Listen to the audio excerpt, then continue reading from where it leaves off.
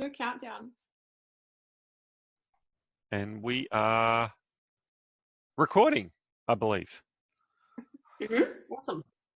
Hi, guys. Thanks for doing this. I appreciate it. I thought we would just spend some time for our benefit, but also for the benefit of civil procedure students and whoever else, first-time mooters at RMIT, that might benefit from some advice and sage wisdom from you star mooters. So let's kick things off. Just if we can go around and say, maybe tell us your name, who you are, when you graduated, where are you working, where do you want to work? Who wants to kick things off? Right. My name is Elise. I graduated in 2018. A former president of the RMIT LSS. I was working at Gaydon's until the coronavirus, and now I've been deferred for a year. So if anyone has any job opportunities, I'm all open. Talk about hijacking a Zoom meeting. Elise, you should change your name on it to your email address. How will they contact you? Oh, correct. Gosh. Okay, who's up next? Charlotte. I'll go. All right, fine. I'm Charlotte. I graduated in 2018 as well. I am working as a family law solicitor at a Frankston law firm, and I'm doing a lot of court appearances in that role. I'm really loving it, and I am fortunately still employed full-time during COVID-19, which is good. I hear family law, there's a fair bit of work. Yeah, we've actually gotten busier, which is kind of morbid, but I'm happy about it. I actually heard a mate of mine in Vic Police, Daniel might be able to verify, they've never been busier with family violence call-outs, domestic violence call-outs. Yeah, it's sad, but divorce is up too. Good for family lawyers like yourself, Charlotte. Yeah. All right. Next up, who's up to the plate? I'm just going around my monitor. Daniel? I'll go next. My name is Daniel. I graduated in 2018, so I finished at the beginning of my course at the beginning of 2018, graduated toward the end because of RMIT's structure. I am working for Victoria Police at the moment as a prosecutor and police lawyer, which gives me access to both criminal and civil jurisdictions, which is great. I appear in both and advocate in both at the Magistrates Court. I'm attached to Sunshine Prosecutions. VicPol has been personally a really fulfilling and wonderful organisation to work for. I don't speak for anyone else, I speak for myself, but I've really enjoyed my time there, continue to develop. In terms of mooting, I mooted all my way through. Hold that. We're not doing that yet? No, that was step 2, Daniel. Where it was step 1. Jump the gun. In answer to your question, though, we have seen a dramatic increase in family violence, which we were all expecting. There's a lot of reporting on it. The magistrates' courts now are just dealing with remand matters, so people in custody and family violence, and that's certainly keeping us all busy. So crime and family violence have not reduced with the virus, certainly not from what I've seen. Emily. Hi, I'm Emily. I'm a solicitor at HW Ellsworth. What? I've just settled in our litigation team. I did my graduate year there as well. And yeah, it's an interesting way to start your career when it's working from home and you're in lockdown. But we've been business as usual, busy as, and the only difference is we can't really physically go to court. But yeah. Are you conducting? I graduated. Sorry. Oh, I was just saying I graduated in 2018 along with everyone else. And so you're conducting the civil hearings, commercial matters, or something that you're appearing in virtually. Yes. So most of the work I do is in commercial litigation. If they haven't been sort of adjourned or like listed for another date, they're going ahead either by video link or by telephone.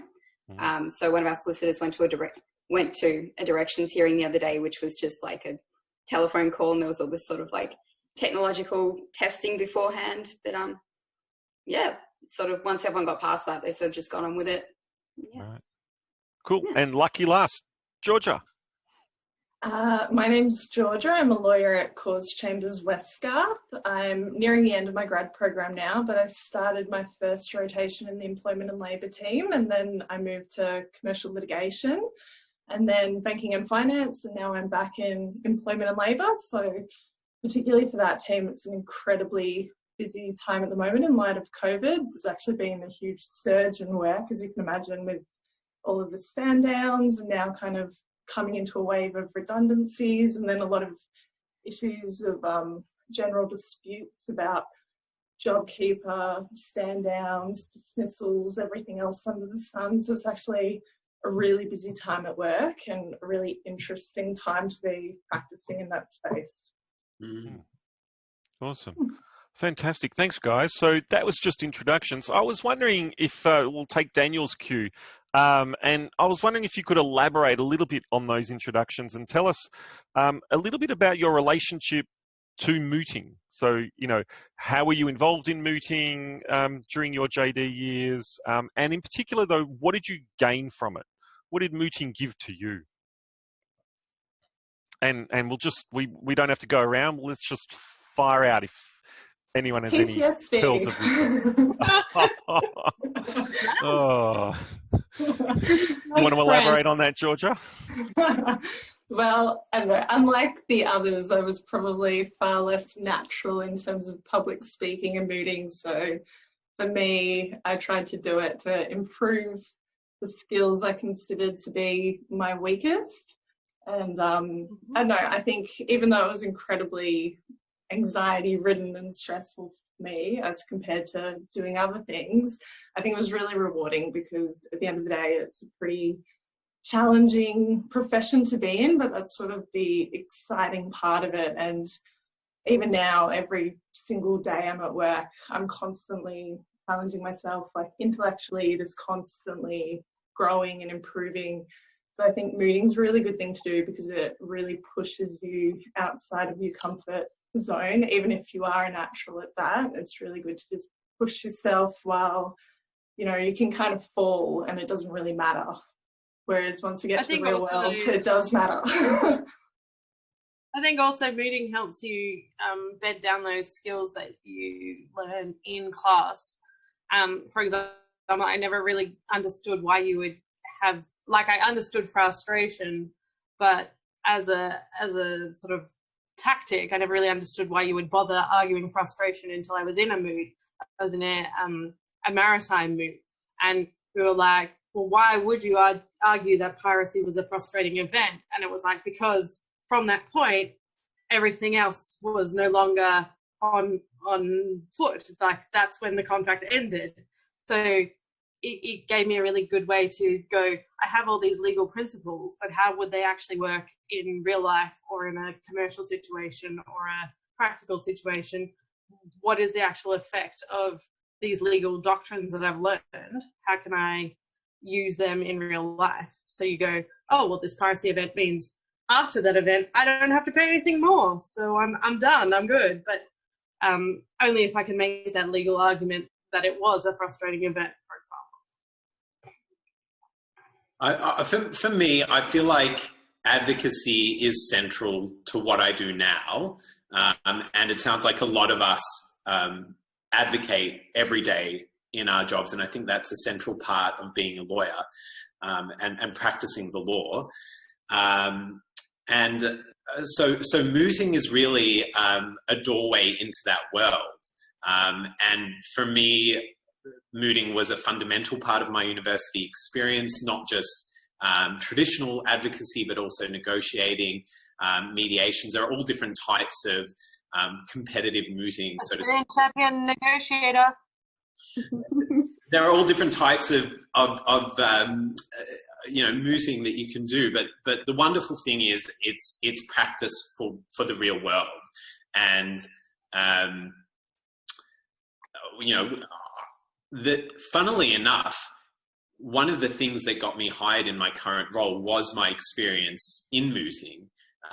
I know that my employer looked at my resume, and the thing that made him think that I was going to be the best fit for the role was my experience in mooting. So it not only did it help me practically obtain the job that I have, but really it's helped me be comfortable doing the job that I have now, standing in front of a magistrate every day.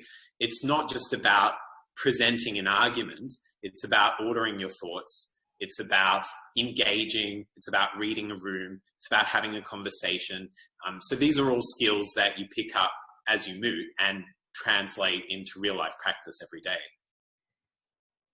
I definitely agree with Daniel. I think it's helped me tremendously in my career, and I've been in my role now for 10 months. And after 3 months, I started going to court about 3 days a week. And now I just have that confidence when you're standing before a judge, and even if they're yelling at you, you can just think on your feet and you know how to handle it. And you. Why are they yelling at you, Charlotte? Because I won't name names, but there's certain judges in the Federal Circuit Court. Some magistrates, some judges, they just like to yell, don't they? They do. It's crazy. You think that your mooting judges are like way too dramatic, but it's actually like that in the real world. But I think also mooting really helps with your written skills as well, because you need to know what to put in your written material that's going to help you in the oral arguments. So it's really all around. Yeah, it helps you all around in everything. But can I just add to that as well? While the written submissions are really critical, and you learn how to order your thoughts and to write and to convey ideas, I also think, like, for mooting, like, one thing I learned while I was mooting, and certainly it's true of practice, is that you can't get attached to what you've written. And when you present an argument, it's not about what you've written, it's about engaging, because you don't know who you're going to appear in front of, and you don't know what their experience is, what elements of the law they know, what they don't know, and what they're going to focus on, what they're going to want to hear. So it's all about reading the room, it's all about engaging and using that writing as a kind of platform into a conversation. If you have a really good narrative structure in your mind about what is the story you want to tell to the decision-making person, be it a judge or an arbitrator or whatever, if you know what that story is, then it's much easier to have that conversation, because you're really clear in your mind about this is the story, this is how it flows. I'm happy to jump around in this story, but I'm really clear on what is the story that I'm telling and what is in the benefit of my client in this story that I'm telling. But before we get on, go on, Emily. I was going to throw it to you, so go on. I was going to give you a little Dorothy Dixon, but go on. Still, anyway. But I was going to say, even if you're not, mooting or appearing before a judge or a magistrate or a tribunal member, these skills are still so relevant in practice or in any job, because you might be asked by, especially in law, it's so hierarchical, yeah. And you often have to convince someone who's, got 30, 40 years of practice on you of a point that they've asked you to look into. And you need to convince them of what the answer is or what your view is. And so being able to take your thoughts, condense them down into something useful, convey that and persuade that person is just not an example of what I'm doing here. No, but so Emily, if I can start with you, and actually now, guys, encourage you to answer the damn question. What was your mooting journey? So what moots did you do, for example? How did you, you guys are all here because you were team RMIT in the Vis competition in 2018. Yeah, 2018 it was. Yeah, bloody hell, the time flies. And you're all star mooters, though. You're all fantastic advocates. I know that. But just tell us sort of what moots you did. How did you get involved in mooting? Why did you even put your hand up for mooting? Yeah, that type of journey type of story I think could be really valuable too. And then I promise we'll devote the last phase of this conversation to practical tips and advice. So a little bit more about you, please. That shouldn't be too hard, surely. I can start. Oh yeah, go. Let's start with Emily. We'll kind of go reverse order again. Sorta. So I started with the Vis Moot. I had never mooted before. I didn't know how to moot. Arguably, at the end of the Vis Moot, I still didn't know what I was doing, but that's besides the point. I got into the Vis Moot because I was in Jonathan's international business law class, and one lecture came in and said, you should do this thing to the class. It's great, apply. And I think the nice answer that Jonathan would like to hear is I thought it would be a great experience, and I wanted to push myself and challenge myself, which is true. But also I was like, this will look really, really good on a resume if I compete overseas. I was fortunate enough to be picked for that. So that was my first moot. I then had the civil procedure moot. I also did the Deakin, I don't know what it's called. It's like Deakin International Commercial Arbitration moot. It's like their mini Viz. And I did Kirby with Charlotte, the Kirby contract moot. Awesome. Oh, and I recently judged an in-house moot at my office for Monash's Viz team. So this mooting life will never leave you. Nice. You're never a mootie. You're always a mootie. Mm. Other moot journeys? Well, I started by way of negotiating. So I did a through ALSA, which is the Australian Law Students Association. They have an annual negotiating competition. So I did a number of local negotiating competitions, and then I did the ALSA competition, which was in Tasmania, I think. And then the year after, I went from negotiation to mediation. Charlotte, were you on my team for that? Yes, we did. So Charlotte and I did a mediation run through CR. Yeah. No, was it? Yeah, it was. It was mediation, commercial mediation. Couldn't be further from what I'm doing now, but commercial mediation. And then obviously did a number of moots through my coursework. So I did a moot for civil procedure, evidence and advocacy. And then the kind of pinnacle for me was Viz, which was obviously a joint experience, and that was fantastic. And that was really the end. That was already at the very end of my university career. So I spent a lot of my time at university mooting in one way or another, and it was, funnily enough, Emily, not the person who ultimately hired, but my first interview. The person looked at my resume and said, "Oh, you did Vis Moot. I did that too," and that was an in. So yeah, mooted all the way throughout. Others, I'm just conscious of time. Briefly, your moot journeys.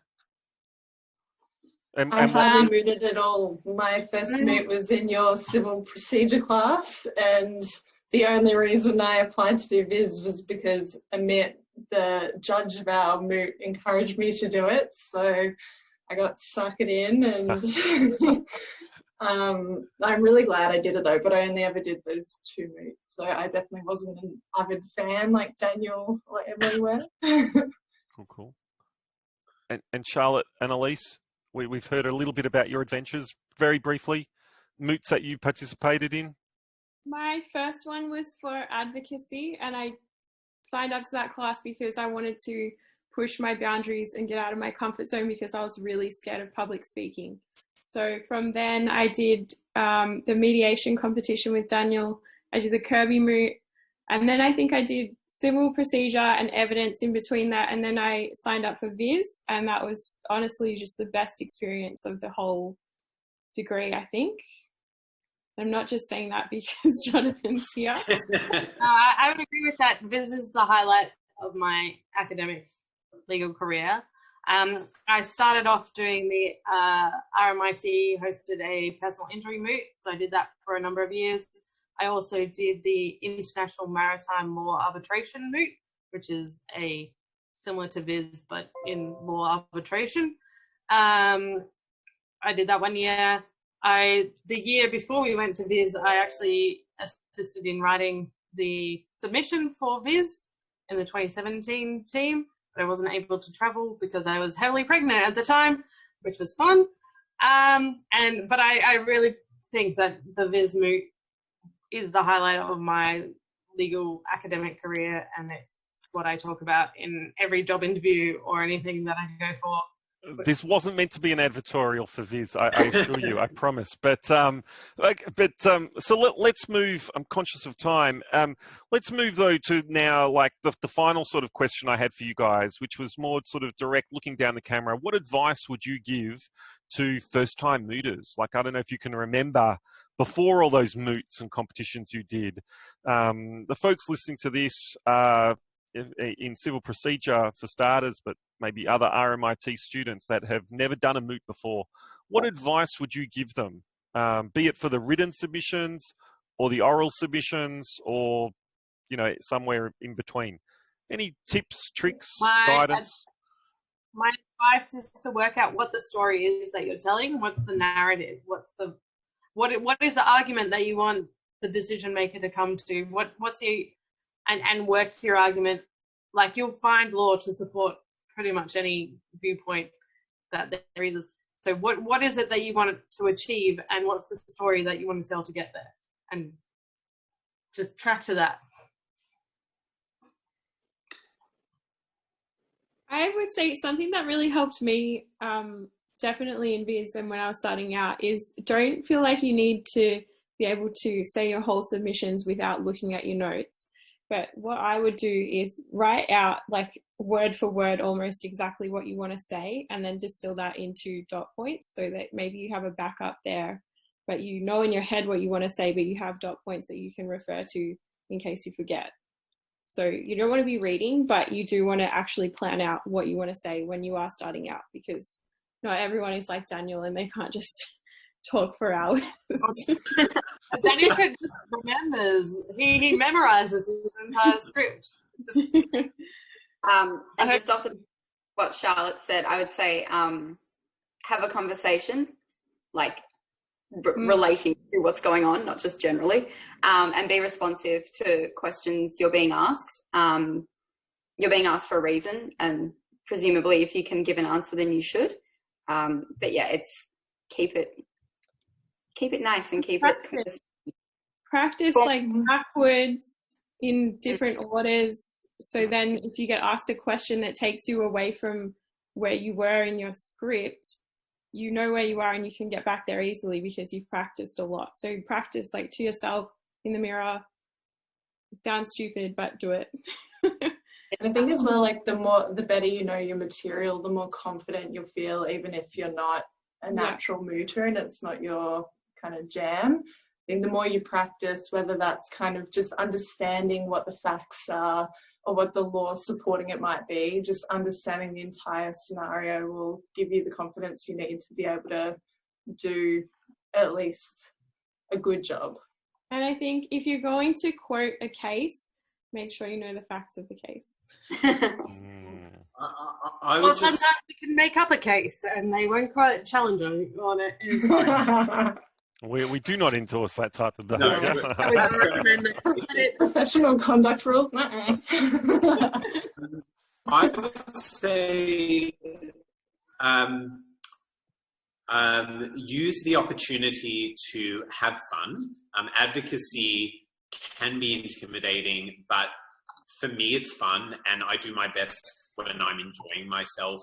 When I get frazzled, it's a downhill it's downhill from there. So for me, it's find your style, allow yourself the time to find your style, and then inhabit it. Everyone has a different advocacy style. Everyone moots in a slightly different way, and an arbiter, a judge, a magistrate, whoever it is going to find you most convincing when you're most genuine. So I think it's about inhabiting a style, but also being clear. And so this goes for written submissions as well as oral submissions. But if I was to give, someone a tip, it's like, contrary to my practice, be concise and like outline. Actually, we're out of time, Daniel. Can you maybe finish that thought next? No. Be concise. We got it. It's elementary, but Iraq, even at VicPol, when they offer classes on prosecution, they teach Iraq, which is what we were all taught in high school. It's state your point or your issue or your contention, cite the law, explain how that relates to what it is you're talking about or the facts at hand, and then show how that supports your conclusion or what your statement is. It's a really simple formula, but it works for any argument you're going to make. If you stick to that formula, even if someone asks you a question, by all means, you must engage with the question, but it will allow you to following that formula will allow you to come back to the point that you're making. My other tip would be when you get up to give your submission or you come, just put your hands down on the table, maybe take a drink of water, take a deep breath in, like you've got time. Give yourself that space to begin, and then begin in what it is that you're saying. Don't be in a rush to be like, oh my God, I have so many things I have to say and I have to get them all out now. Just take that time, put your hands on the table, just relax, take a deep breath in, and then begin what it is, because that will be much more powerful in how you present your narrative flow, your arguments, whatever, giving you that space to let your arguments come out and not be in a rush to get everything out all at once.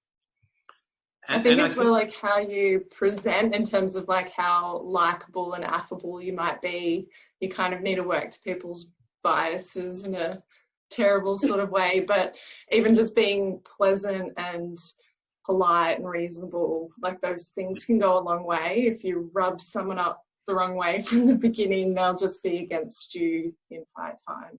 So it's kind of an easy win to get those like small pleasantries down pat. Related to that, Georgia, and also Elise, what you were saying, I think the bottom line is when you're advocating, when you're presenting an argument, most of the people you do that in front of, whether it's someone marking a moot or in real life, they want you to succeed. They want you to be able to make your point. And so they're not there to trip you up. They're not there to scare you. They're there to get the best argument out of you. So if, while it's daunting, they're actually on your side as well. And they're asking you a question. It's because they probably, maybe in a moot they want to test you, but ultimately they're giving you an invitation to advance your point. So take it as an invitation, I think, and engage. Can I pick up that point and maybe ask you, and we can wrap up this whole thing perhaps with this, but two specific elements of mooting: responding to judges' questions. How do you do that, right? Like both Georgia and Dan, a few comments here. Sometimes judges can be nasty, or at least it's hard to sort of convince yourself in the moment, Daniel, that they're there because they want you to learn.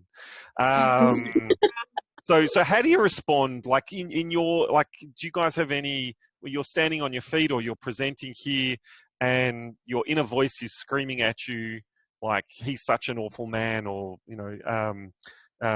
why did she ask me that effing question? What goes through, like, how do you manage that? And then the other part of mooting, which I think you all excelled at, was rebuttals, which a lot of first timers are really nervous about. So any advice about those two aspects, responding to judges' questions and rebuttals? And let me just throw it open also for any final thoughts. and we can, yeah. When wrap it up responding after. to a judge's question, actually listen to what the question is and answer the question that they asked. Don't talk extraneously about the point. Just go, I understand you asked me this question. This is what I believe the answer is. Do you need anything further, or can I move on with my submissions? Like, be very clear and succinct about, you've asked me this question. This is the answer. Can we move on now? In a very, very polite and not at all condescending way, particularly when they've asked you a question and you're like, I just answered that with utmost respect, Your Honour. Yeah. Take it and move with it. I think don't be afraid to take a pause to think about what your answer will be. Like, it's not weird if you pause for maybe 3 seconds or something and you're like, what is the answer in your head? And then you can answer it. And also take the opportunity to answer the question and then pivot, as Jonathan liked to say, in the direction that you want to take your argument. So don't let them control where you're going with your argument. That's definitely important. And if you're really struggling and you've exhausted your 3-second pause, there are ways to buy a little bit of time that work in your favor. So you can ask the judge, like, you can clarify the question or ask the question back to make sure that you understand the question, you being person advocating. And that might also give you a chance, just talking those words through, to work out what you want to say and then answer the question. Is my tip. I agree with everything everyone said. I think they're great tips.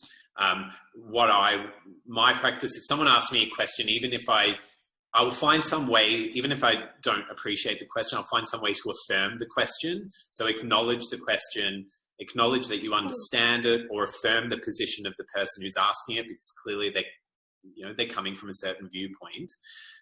What I would say is, if you don't know an answer when you're asked a question, be upfront about not knowing it. Better to be upfront and say, look, I don't know, but I can't tell you that, but I can tell you this, or somehow pivot, but admit if you don't know. I would admit if I don't know something. I would also concede an argument if I think I can afford the concession. So if you're rebutting, or if someone's asking you a question and you know that the answer is not in your favor, concede it and move on, move to something that's stronger. Because a concession can be really helpful in buying you legitimacy and making you sound reasonable.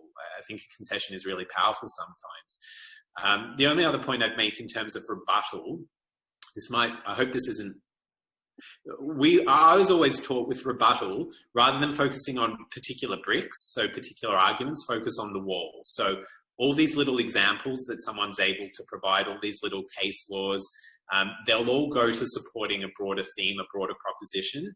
In your rebuttal, you have limited time. Work on knocking out the proposition, that is the wall, rather than pulling out little bricks and little, particulars about an argument. Just, if you can, attack the theme rather than the argument. As someone, I've also judged some moots. If your rebuttal is more than 30 seconds, don't run it. I don't want to hear a rebuttal that has 4 prongs and 4 arguments in each prong. Short, sweet, to the point, get over and done with. If you have time to spare in your rebuttal, that's even better. Like, I don't need, Odysseus. I just need a short, give me something, or don't do it at all. Cool. Any final thoughts, guys? This has been gold. I'm so glad we're recording this. I'm going to just sort of copy it down and use it every year. Press play, to the next Vis team. But no, this is really gold. So any final thoughts before we stop the recording and wrap up? Final Can I thoughts. say mooting through a video screen, a webcam, or whatever we're doing right now? As someone who's been doing court appearances via webcam, it's really important because it's so easy to fall out of the formalities.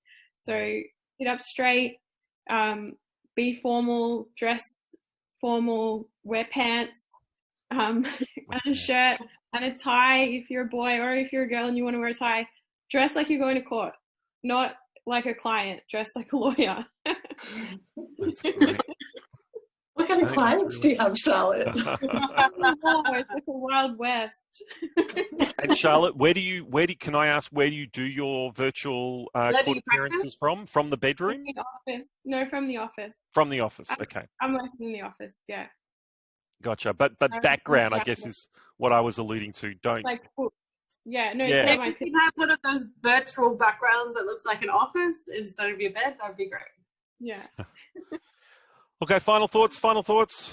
I think mooting is fun. So like, I know it seems like strange to say, but find your entry point, find what it is that you enjoy about it, and capitalize on that. Be yourself, be authentic, be professional, of course, but you know, people want to see you, so just be yourself, and it's fun. Cool. And don't worry if you're bad as well. It doesn't matter at the end of the day. It's not the end of the world. Pardon? I said particularly at university when it's a learning experience and not in real life.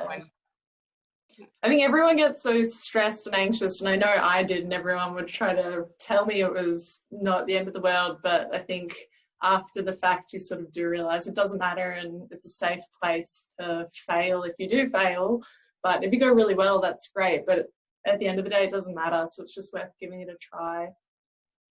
That's like not what we're supposed to say. No, well, I feel like I would have been comforted by that instead of people being like, I was an A-grade mooter. But also, Georgia didn't get the script that I sent earlier. No, that's exactly what I want. That's truly the advice I do want. And I ran out of talking points within like 5 minutes of the moot, and it was just a disaster. I crashed and burned, and I survived, and it was fine, and nobody died. It was a learning experience, and sure, it was traumatic for me, but I don't think that, like, I think I'm a better mooter because I failed. Well, it's a chance to experiment, isn't it? So this is where you learn what your style is, and you learn how it is you advocate, and so it's a great opportunity. It should be used for hopefully not failing, but for, you know, learning. Developing. That's awesome. Well, I think it's only traditional that we give Daniel the final word. I think Emily needs the final word because she hasn't said anything in a while. I was just going to say, have fun, do the work, and you'll be fine. The reality is, if you're prepared, you know what you have to say. It might not feel like it at the time, and you might feel like you're on the spot, but it's all in there, and you will be fine. And this is an excellent opportunity to be doing it in a video setting. I know it's not ideal, but it's probably, potentially moving to that way anyway. So it's good to get some practice in while you can. Yeah, and if it goes really bad, just pretend like you have a bad tech connection and just